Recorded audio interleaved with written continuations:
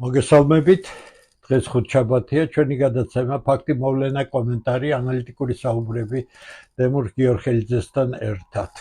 მე მინდა ძალიან მნიშვნელოვან საკითხებს შევეხო. ყველაზე მნიშვნელოვანი დღეს რაც მსოფლიოში ხდება, ცხადი არის ის რაც ირანში პროცესი მიდის და გითხრათ სიმართლე ის ანალიზი, რომელიც მე გავაკეთე 10 დღის წინ, როდესაც ვსაუბრობდი იმ უპირატესობებზე და ასიმეტრიის კანონზე, რომელიც საშუალებას აძლევდა საქართველოს თავისი ხანგრძლივი ისტორიის მანძილზე მოეპოვებინა გამარჯვებები აბსოლუტურად შეუდარებლად უფრო ძლიერ მოწინააღმდეგესთან. სწორედ ეს არის ასიმეტრიის კანონი, როდესაც სუსტს, მოტივირებულს, კონცენტრირებულს იმ ჯგუფს ადამიანებისა, რომლებსაც აქვს დასაკარგი და ფუნდამენტალური დასაკარგი აქვთ უპირატესობა გაცილებით მდიდარ და აღმატებულ ძალასთან და დაახლოებით ასე გამოდის ამერიკასთან დაკავშირებით, იმიტომ რომ ყველაფერი ისე არ წავიდა, როგორც იგეგმებოდა. მე კიდევ ერთ მნიშვნელოვან რამეს გავიხსენებ ისრაელისა და შეერთებული შტატების ირანზე დარტყმის წინ საღამოს მე გავაკეთე ანალიზი თუ რა მდგომარეობა იყო შეერთებულ შტატებში, რას ეუბნებოდნენ პრეზიდენტს მისი უმნიშვნელოვანესი სპეცსამსახურები დაზვერვამ უთხრა, რომ სულ სხვა სიტუაცია იყო, არავითარი ბირთვული იარაღზე საუბარი არ იყო. ყველა ინფორმაცია იყო ისეთი, რომ შეერთებული შტატების მიერ რაიმე ნაბიჯის გადადგმა ირანის წინააღმდეგ საომარი მოქმედების თვალსაზრისით იყო უსაშველოდ რთული და მოხდა ის, რაც მე ოდნავ მივანიშნე, თუმცა დავწერე, რომ ამნაირი რაღაცების შემდეგ ამერიკა ალბათ უარს იტყვის დარტყმაზე. მეორე დღეს მოხდა დარტყმა გამთენიისას, მაგრამ სიტუაცია, რომელიც დგება მაშინ, როდესაც ვოლუნტარისტულად პრეზიდენტი იღებს გადაწყვეტილებას ისე, რომ საერთოდ არ აქცევს ყურადღებას უმთავრეს ორგანოებს, რომელთა თავარი ფუნქცია სწორედ იმ ფარული ინფორმაციის მოპოვებაა, რომელმაც სწორი გადაწყვეტილება უნდა გამოიმუშაოს, არ აქცევს მრჩევლებს ყურადღებას და აქცევს ყურადღებას მხოლოდ ორ აბსოლუტურად გონება სუსტ სენატორს, როგორიც არის ლინდსეი გრემი და ტომ კრუზი, რომელმაც თვითონ აღიარა საკმაოდ ცოტა უხეშად ვიტყვი, საკმაოდ სქელშუბლიანი სენატორია, რომელსაც ბევრი ჭკუა ნამდვილად არ აქვს და ის ამბობს, რომ მე ამერიკის უშიშროების მიზნით უმტკიცებდი მას, რომ ეს ყველაზე დიდი ნაბიჯი იქნება, ხო?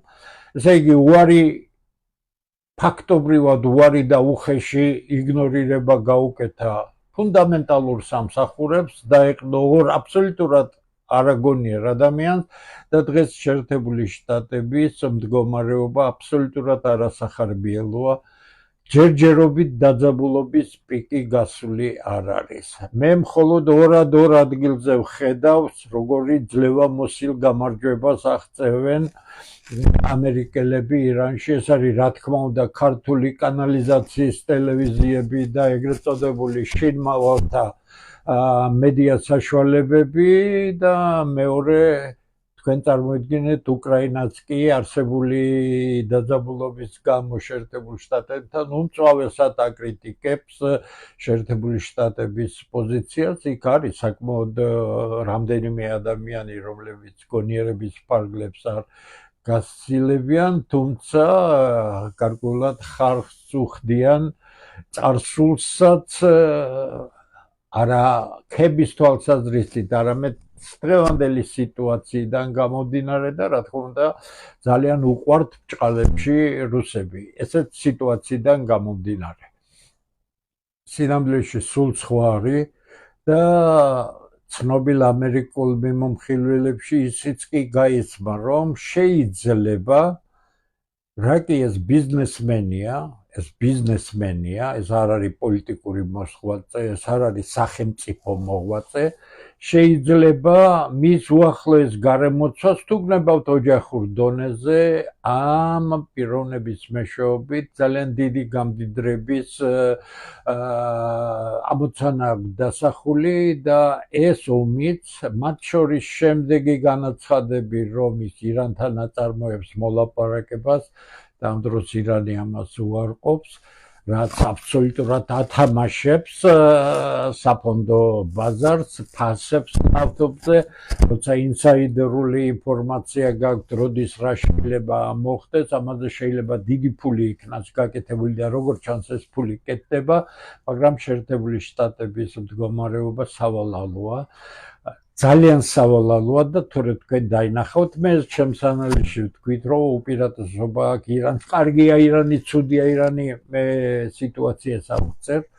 საქმე ის არის, რომ ირანში რაიმე ცვლილებების განხორციელება შეუძლებელია, თუ წარმატებული სახმელეთო ორგანიზაცია, უпростоრად სახმელეთო ოპერაცია არ იქნა განხორციელებული. რაც ნიშნავს ისეთ რთული რელიეფის ქვეყანაში, როგორიც ირანია, სახმელეთო ოპერაციის გაკეთება.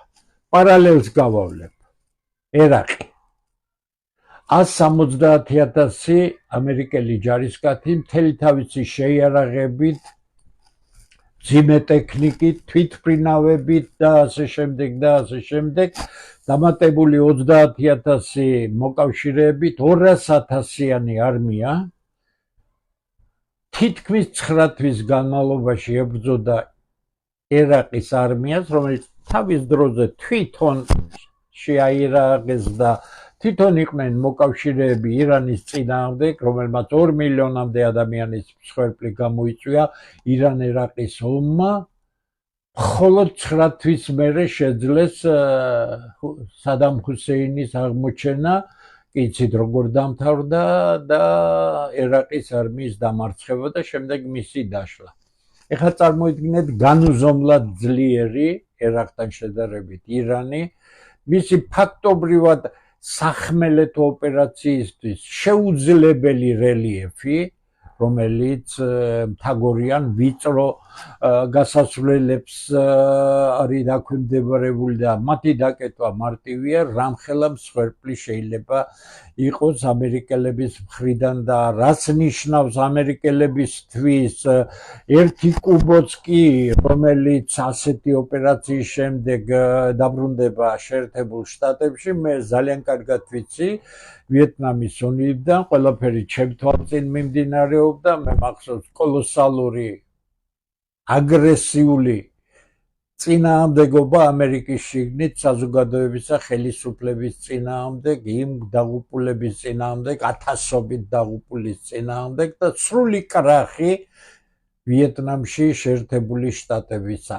ფაქტობრივად, როგორც ერთმა ცნობილმა ამერიკელმა მიმომხილველმა თქვა, მეორე მსოფლიო ომის შემდეგ არ არსებობს ომი, რომელიც წამოიწყო შეერთებულმა შტატებმა და ოდესმე გამარჯვებული გამოვიდა. არ არსებობს ასეთი ომი და ცხადია, არც ირანის ომი არ იქნება ეს.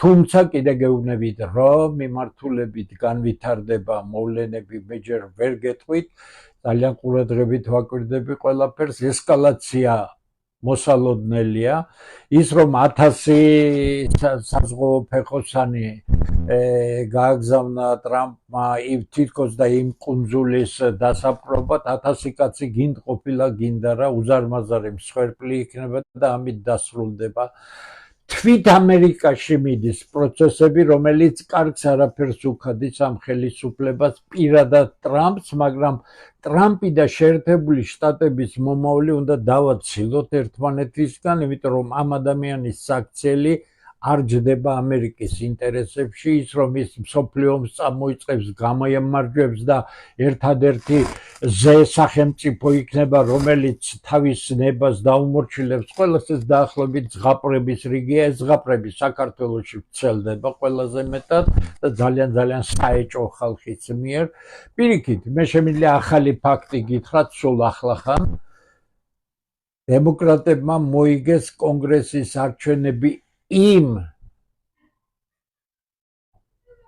ჩვენებურად რო ვთქვათ რაიონში, იცით თქვენ როგორ ხდება დარაიონებულია თითეული შტატი, მას სპეციალური სახელი ჰქვია, კონგრესმენები ამ ცალკეულ რაიონებში ირჩევა და სენატორები კი მთელი შტატის მასშტაბით. ამიტომ კონგრესმენის ლეგიტიმაციის ხარისხი უფრო ნაკლებია, ვიდრე სენატორის ლეგიტიმაციის ხარისხი, იმიტომ რომ ის მთელი შტატი ირჩევს. ამას კი შტატის ერთ-ერთი რაიონი წააგო იმ რაიონში, რაიონს უწოდებენ რუსები ოკრუგს უძახიან, ამერიკული თავისი სახელი აქვს, სადაც მისი რეზიდენცია მარალაგო არის განლაგებული, ეს იყო წითელი შტატი, ეს იყო ყოველთვის რესპუბლიკელების შტატი, არასდროს სხვას არ მოუგია და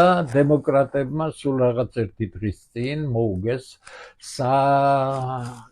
კონგრესის არჩევნები და დემოკრატი წარადგენს იმ ადგილს, ეს სიმბოლურია, ასე იქნება.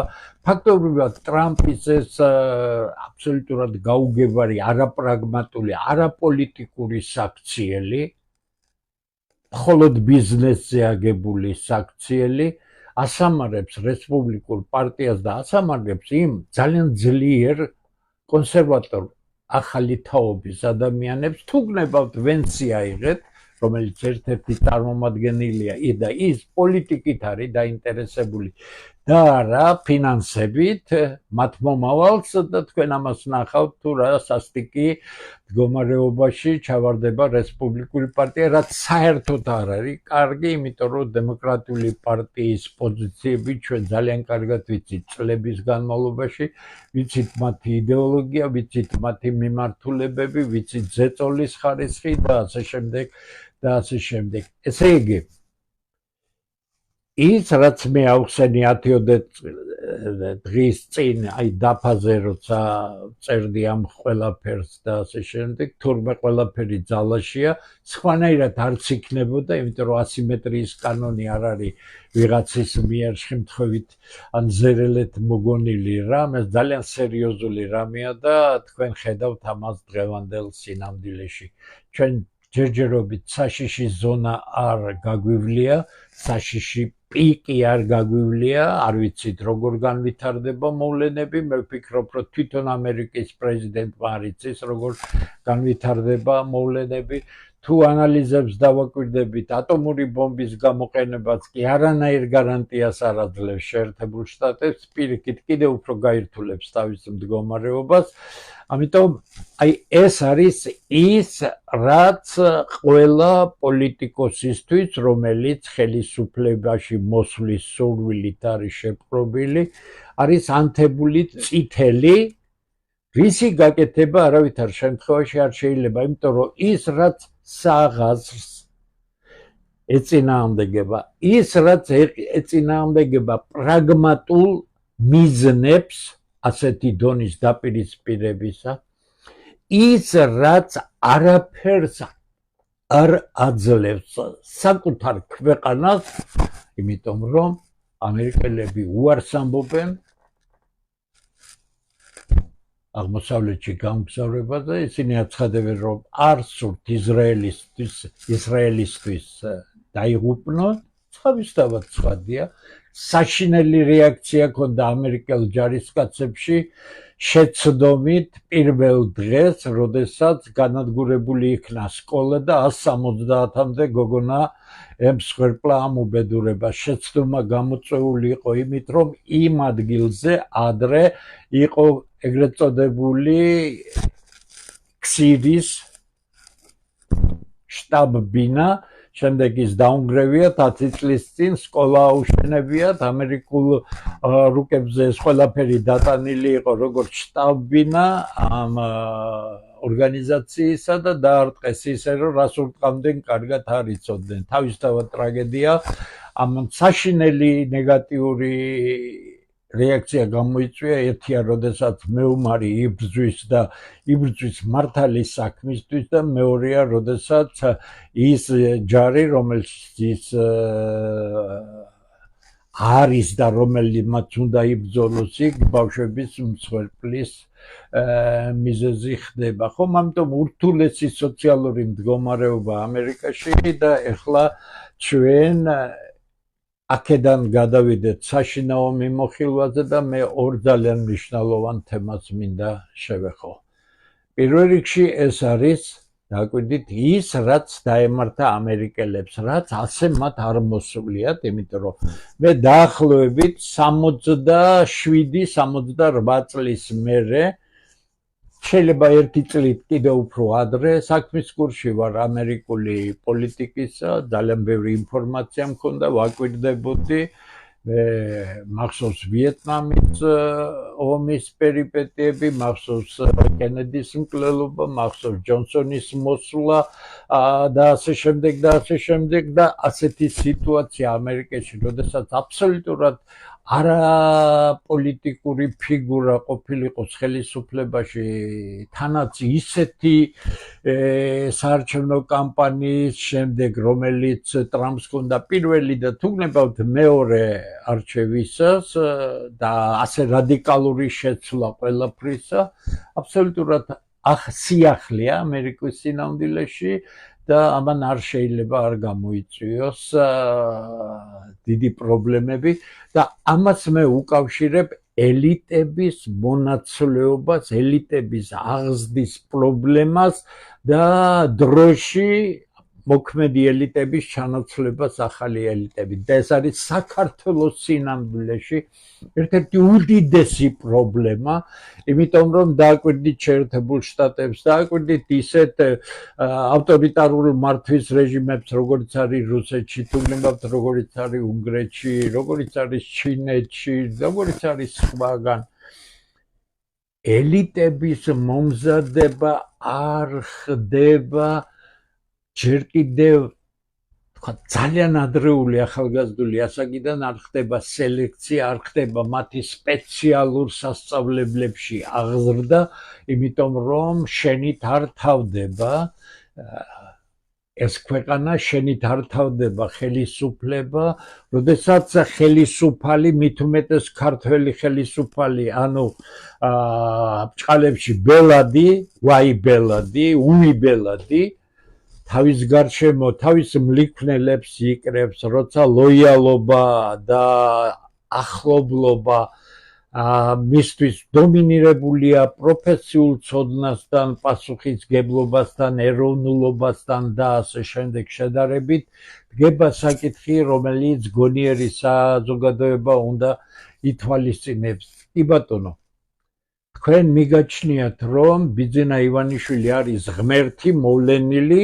და საქართველოს პატრონი გადაარჩინა, ამას გადაარჩინა, იმას ბლეფია ეს ყველაფერი, მაგრამ ხო გჯერათ.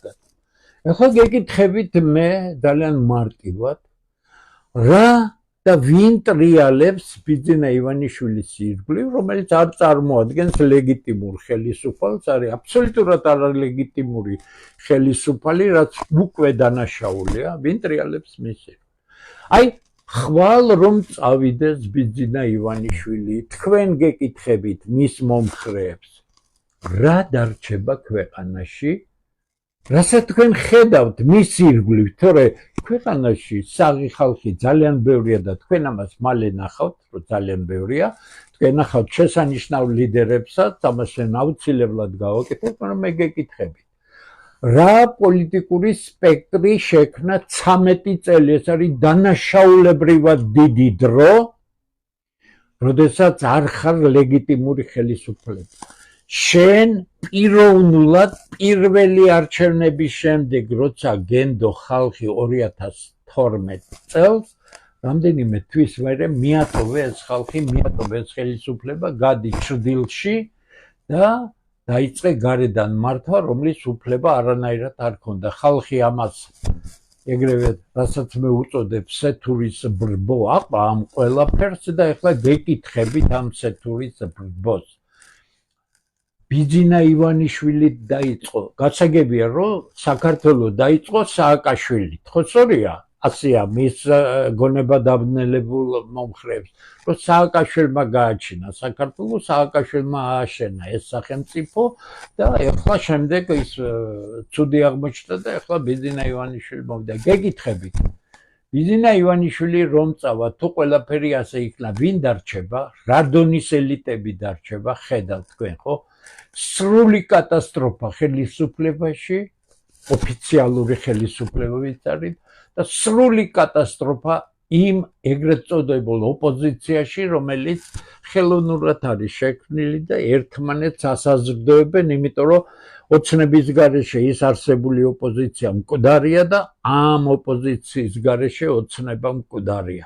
ესე იგი, ჩვენ გვაქვს უდიდესი პრობლემა, რომელიც კარგად უნდა ვიფიქროთ, მე ყველა გონიერ ქართველს მოუწოდებ, ყველა სერიოზულ ადამიანს მოუწოდებ, ჩვენ უნდა ვიფიქროთ ელიტების გამოზრდაზე, აქ სპეციალური სკოლები უნდა იყოს, სპეციალური სელექცია უნდა იყოს, თუ გნებავთ სკოლის უკვე ბოლო დამამთავრებელი კლასების დონეზე სერიოზული სელექცია, თუ რაიმე ძლიერი ინტელექტია, ჩვენ მას უმაღლესი დონის განათლება უნდა მივაცეთ და მოვამზადოთ ეს ხალხი თავისი ნიჭიდან გამომდინარე, თავისი მონდომებიდან გამომდინარე, მომავალ სახელმწიფო პოლიტიკურ ელიტებად და ინტელექტუალურ ელიტებად ისინი ისედაც ჩამოაყალიბებენ თავის თავს და დაიკავებენ გარკვეულად, სხვა შემთხვევაში ჩვენ ვიქნებით ამ 33 წლიანი მარაზმის პირობებში, როდესაც საზოგადოებას არ გავს, როდესაც ელიტები ელიტებს არ გავს და პასუხისგებლობა არც ერთს არ გააჩნია.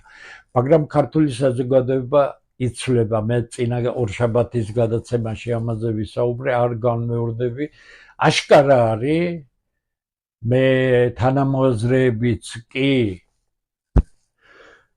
გუშინ ოფისში საუბრის დროს გარკვეულად შორს არიან დღევასგელობისგან, არ უნდათ დაინახონ ის ცვლილებები, რომელიც საზოგადოებაში მოხდა, რომ 33 წლის განმავლობაში წამოვიდა ახალი თაობა, რომელიც ინტელექტუალურად მე საღ თაობაზე გეუბნებით, რომლებიც ბევრია და არა იმ კანალიზაციის ტელევიზიებით პროპაგანდას დაქვემდებარებულ ახალგაზრდების ნაწილზე, რომლებიც შინმივალთა კატეგორიას ეკუთვნის და თავისი ზერელობითა და თავისი მაპატიეთ, მაგრამ არ გეწყინოთ ახალგაზრდებო, სადაც გნებავთ იქ დაგესაუბრებით, მე ამას გულის ტკივილით ვამბობ, რომ მე ახალგაზრდებს მოტყუებული ხართ მაგარი და ძალიან საშინელ დღეში ხართ, ყველაფერი თავზე დაგემხობათ ის, რაც გწამდათ, იმიტომ რომ სიტუაცია ქვეყანაში და მსოფლიოში ისე იცვლება, სადაც თქვენი ადგილი აბსოლუტურად არ იქნება. ესე იგი, ნომერ პირველი პრობლემა ჩემი დღევანდელი საუბრისა არის ის, რომ საქართველოში არ ფიქრობენ ხვალინდელ დღეზე, საქართველოში ინტელექტუალური ელიტა, პოლიტიკური ელიტა, ხელისუფლებაში მყოფი ელიტა, მთლიანობაში საზოგადოება არ ქმნის იმ გარემოს, როდესაც აუცილებელი იქნება, რომ შენ დღეს მომზადო ის ხალხი, რომელიც ხვალ და ზეგ ამ ქვეყანას მოუვლის. ესე იგი, ჩვენ ისევ შემთხვევითობაზე, ისევ ვიღაც ახალ ბელადზე, ისევ გადატრიალებაზე, ისევ გადმოტრიალებაზე ვართ და დაბოღმილები ერთმანეთს 33 წელია, ხან აგენტებს უძახით, ხან პუტჩის მონაწილეებს და რაც შეეხება პუტჩს. კიდე გეუბნებით.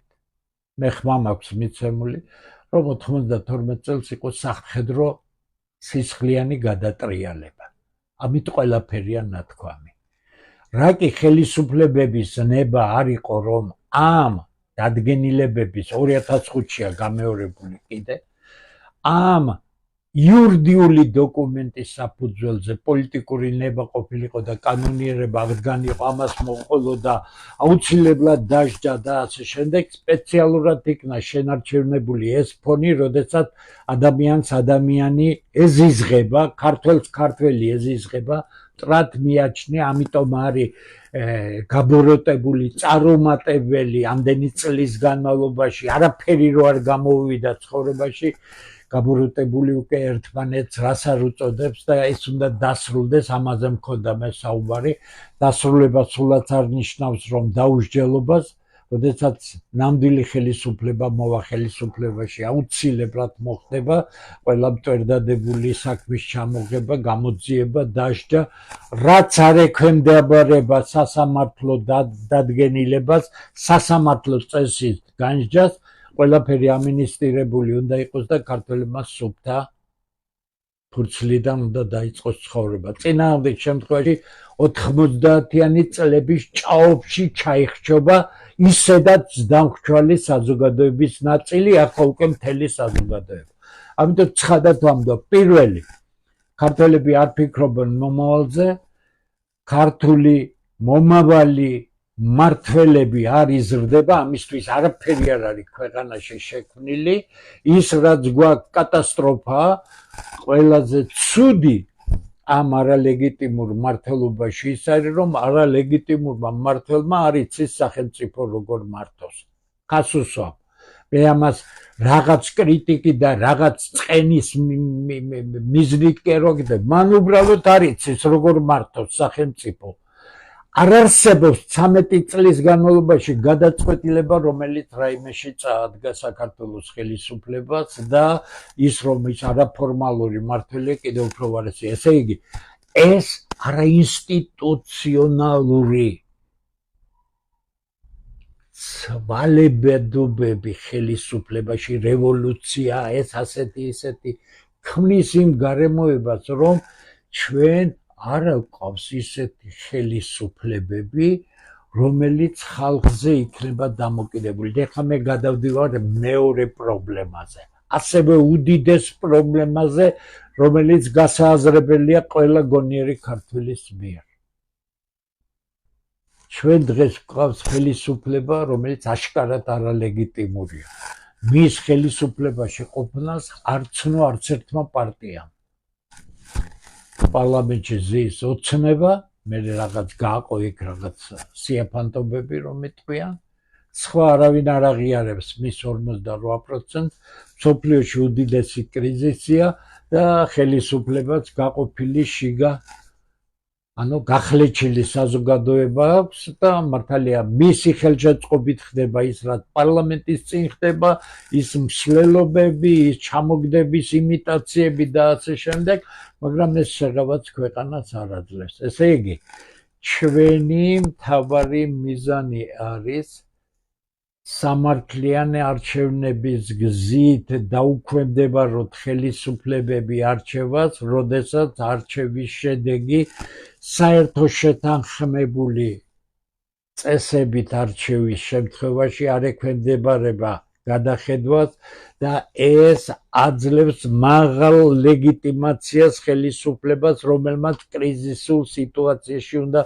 იმოქმედოს როგორც ხალხის ნების გამომხატველმა, რომელიც მას, ანუ ლეგიტიმაციის მაღალი ხარისხი მას აძლევს საშუალებას იყოს ძალიან მოქმედი, ძალიან გადამწყვეტი, იმოქმედოს ყველა იმ ინსტრუმენტის გამოყენებით, რომელიც კრიზისულ სიტუაციებში კონსტიტუცია და კანონი განსაზღვრავს. ესე იგი, ჩვენი მეორე დიდი პრობლემა არის ის, რომ ჩვენ ბოლო 33 წლის განმავლობაში არ გვყავს ლეგიტიმური ხელისუფლებები, რომელიც ხალხის დიდი ნდობით სარგებლობენ და ამ ხალხის ნდობის საფუძველზე ისინი მართვას ახორციელებენ და რაც ყველაზე მნიშვნელოვანია, რომელიც ყველამ უნდა გაიაზროთ.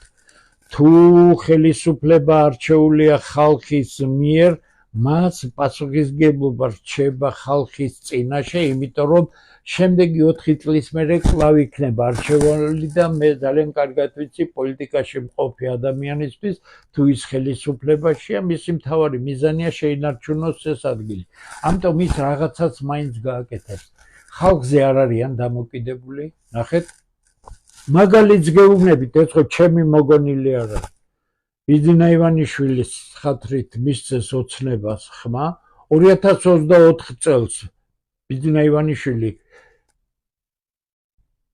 ოცნების სიაში იყო პირველი ნომერი, მათ ასე იყო თუ ისე იყო, ფაქტიურად არაღიარებული არჩევნებში გაიმარჯვეს ბჭყალებში და როგორც კი ეს გამარჯვება იქნა დაფიქსირებული, პირველი პირი გავიდა სიიდან, ანუ ხალხს უთხრა, თქვენი პატრონი დედაც.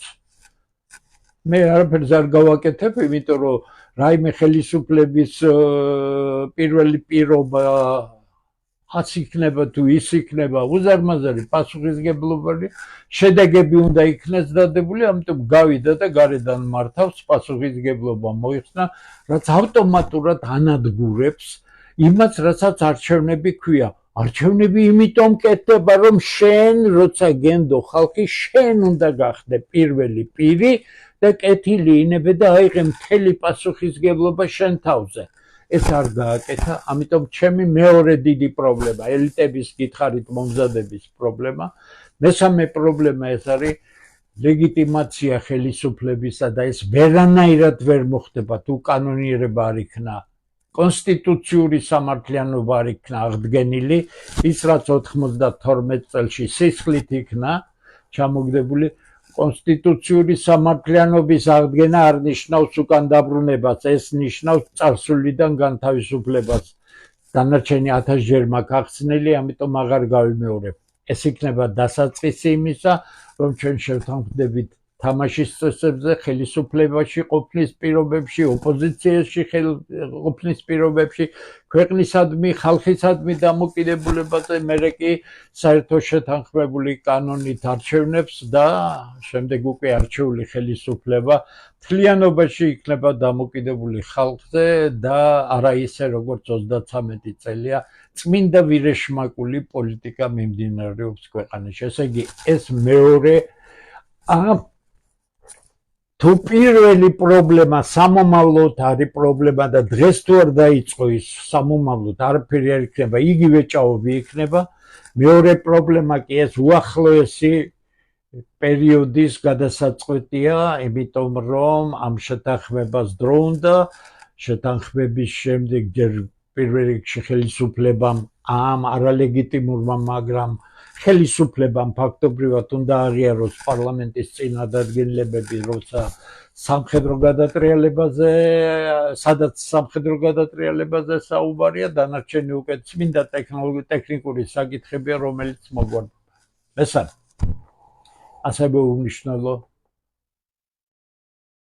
უმნიშვნელოვანესი საკითხი, რომელიც ხელისუფლებამ თავისი უბიცობის გამო დაიყვანა სრულ განადგურებამდე, ეს არის განათლების საკითხი. ნახეთ, დააკვირდით. იქ, სადაც სახელმწიფოებს გარკვეული სერიოზული ამოცანები ჰქონდნენ, გარდა იმისა, რომ ისინი პოლიტიკურ ელიტებს ამზადებდნენ და ამზადებდნენ სპეციალურ სასწავლებლებში, რომელიც მაღალი პრესტიჟულით არის, ასევე ამზადებდნენ იმ ფუძეს, რომელიც სამეცნიერო ტექნიკურ პროგრესს უზრუნველყოფს. ინგლისის მაგალითზე ვიტყვი. ყველას გაუგონია კემბრიჯი, ოქსფორდის ორი უნივერსიტეტი, ძველი უნივერსიტეტი, ძალიან მაღალი რანგის უნივერსიტეტი, ყოველ შემთხვევაში ჩემი სტუდენტობის დროს ძალიან მაღალი დონე იყო, მაგრამ ძალიან ცოტა ვინმეს თუ გაუგონია მსოფლიოში ერთ-ერთი საუკეთესო უმაღლესი ტექნიკური სასწავლებელი, რომელსაც ქვია იმპერიალ კოლეჯი, საიმპერიო კოლეჯი, ლონდონი. ეს არის ის, რამაც ბრიტანეთის ძლიერება უზრუნველყო, აქ არის უამრავი ნობელის ლაურეატი, რაკეტული ტექნიკა იქნება, სხვა ტექნიკის ნებისმიერი სფერო და ასე შემდეგ, ყველაფერი არის იმპერიალ კოლეჯში. ეს არის სუპერ უნივერსიტეტი, თუმცა კოლეჯი, ეხლა ჩვენებურად კოლეჯი ჩვენ ასე გონიათ თითქოს უნივერსიტეტზე დავალია, მაგრამ ინგლისურ ენოვან პრაქტიკაში კოლეჯი არაფრით განსხვავდება, უბრალოდ ტრადიციებია, ეს ძალიან მსხვილი ორგანიზაცია არის, ძალიან ფაქტიურად არის ლონდონის ცენტრში, მე ის გარედან ნანახი მაქვს და მე ვერ ვნახე ერთი ადამიანით ამ ვითომ შინ მიმავალ არარაობებში ერთი კაცი მაინც გამოდით, ვინც იმპერიალ კოლეჯზე ისაუბრებს, მის სტრუქტურაზე ისაუბრებს, ყველაფერზე მე ხო არ ვისაუბრებ, მე შესანიშნავად ვიცი იმპერიალ კოლეჯში რა ისწავლება იმ საგნებში, რომელიც მე ვიყავი ადრე დაკავებული და ჩემი პირველი მთავარი მიმართულება იყო, მე ძალიან კარგად ვიცი, ფანტასტიკური დონეა. მათ შორის ამ სისტემას ლონდონის ეკონომიკური სკოლაც მიეკუთვნება. ესე ცალკეთე ვიღაცა უნდა ლაპარაკოს დასავლური ორიენტაციის თუ ხართ. ბიჭო, რაც საუკეთესო იყო დასავლეთში, რატო არ წამოიღეთ? წინა ხელისუფლებაო, წინა ხელისუფლება დასავლეთის ორიენტაციის თუ იყავით, ვერ წამოიღეთ ეს ყველაზე საუკეთესოები, რაც იყო. ბიძინა ივანიშვილს ვეუბნები, ის სიაფანტობა რო გახსენი ქუთაისში. შეკაიკაცო, ამაზე დიდ საქმეს რას გაუკეთებდი საქართველოს იმპერიალ კოლეჯის მსგავსი გაგეკეთებინა, ეგერ უზარმაზარი ტრადიციის ტექნიკური უნივერსიტეტია, ხო გაასუფთავებდი იმას.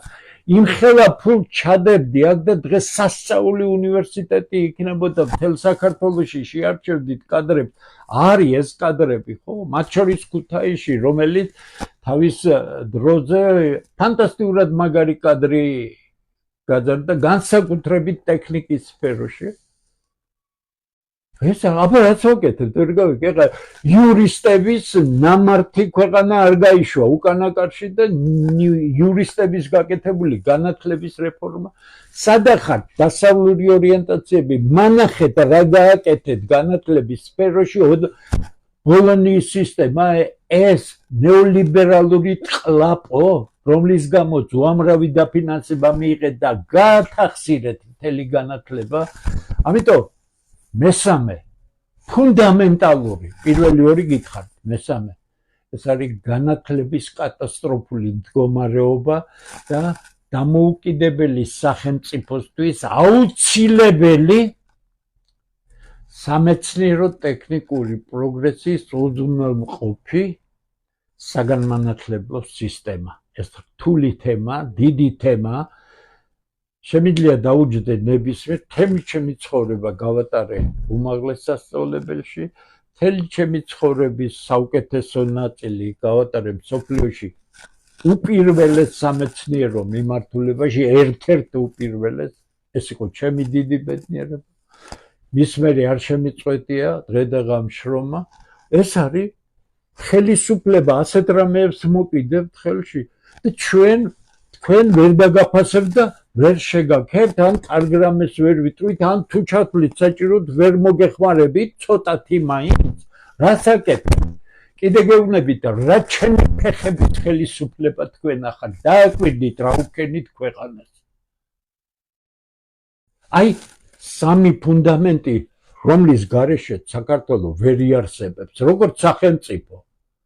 თორე წარსულში ჩარჩენილი ხალხი ერთმანეთი რო ეზიზღება და ერთმანეთის ესე იგი დანახვაზე სიგიჟემდე რომ მიდიან, ეს ხალხი ჭაობში ჩავა მალე და ჩაიტანს მთელ საზოგადოებას თუ ასე გავაგრძელებთ. სამი მთავარი პრობლემა გითხარით. აგიხსენით ჩემი გადასახედიდან რა იყო ისტორიულად საქართველოს სამი მთავარი უპირატესობა, რამაც ისინი დღემდე მოიყვანა.